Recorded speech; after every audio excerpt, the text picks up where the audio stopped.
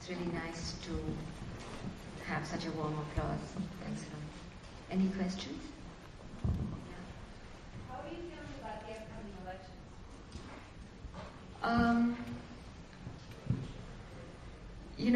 As a general thing, I think that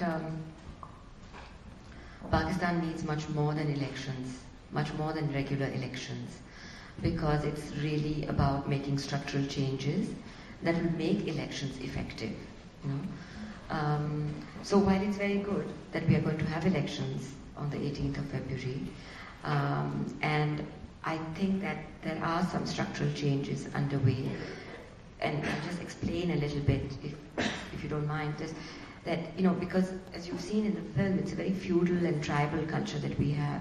So elections don't really mean very much, because if you can bring truckloads of your serfs to come and vote for you, you have a safe vote bank, and people don't really know what they're voting for in terms of policy or how it affects their lives, or how they have individual rights that it must be respected by the leaders, then voting doesn't make much sense.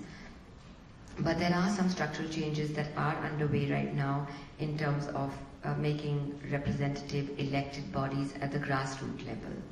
And I think that's just beginning to happen in Pakistan.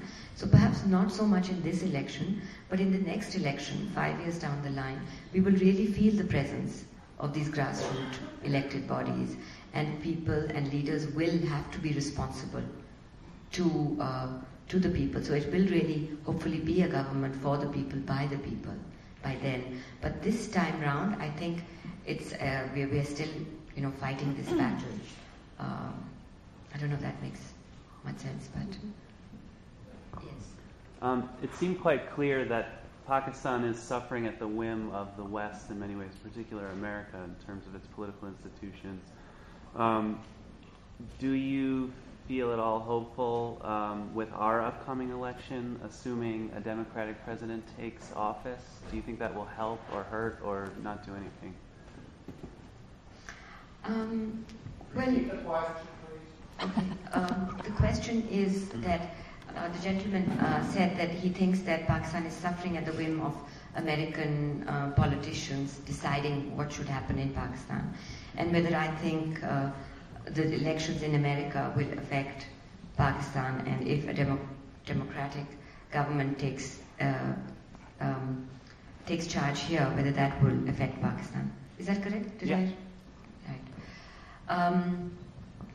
Well, I think that there is a real lack of understanding in America, I think both on the sides of the Republicans as well as the Democrats, about what makes up Pakistani society.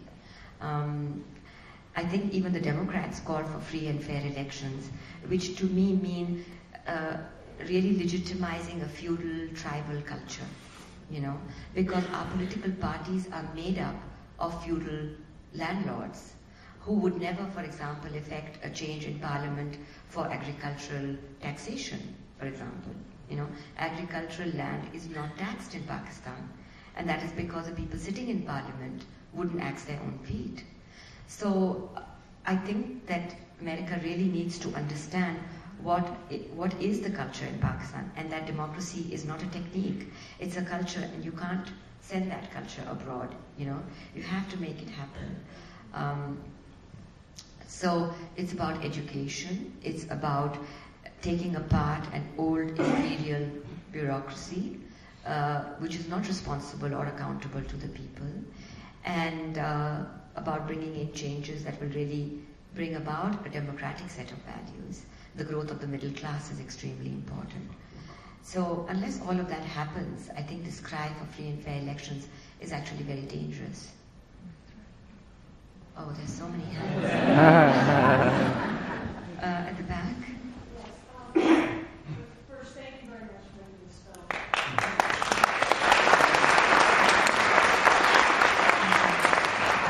I was very curious. We heard things on Putin's speak a few years ago, because she was making public lectures around the United States, and she's very charismatic and very passionate.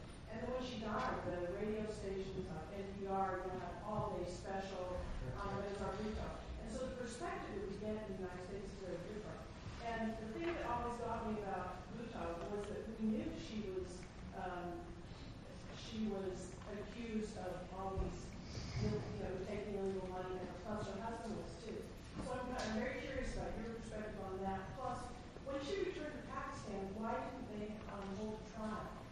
why she was kind of welcomed back as a hero. Why didn't they have a trial?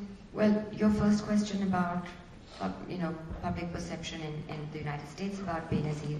I mean, I do think that she was a very charming and engaging woman, and I'm very saddened by her assassination. I also knew her a little bit because I'd interviewed her in 1995. She went to school with my sister. Her brother was in class with my brother. But in terms of her policies, I think she did let us down. In 2 terms that she was in power, there were no changes in the country, and she really did represent feudal values. So it's hard to understand why Condoleezza Rice thought she was important to democracy in Pakistan.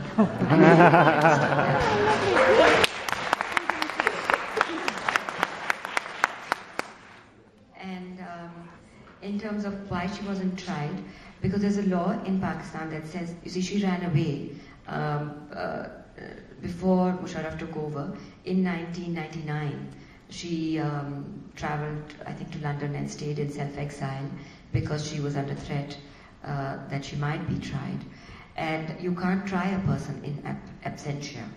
The person has to be back to be tried. So the cases were pending, but you couldn't try her in absentia. I think that's one of the reasons. And then a whole decade went past. 10 years went past from the time that she was first accused of corruption. And I think, I'm not sure, because I'm not a lawyer, but I think after a certain time, you have to let go of the case. You can't kind of continue forever on it. So, and I think it was under American pressure that Musharraf decided to let her have amnesty to return to Pakistan. And, yeah.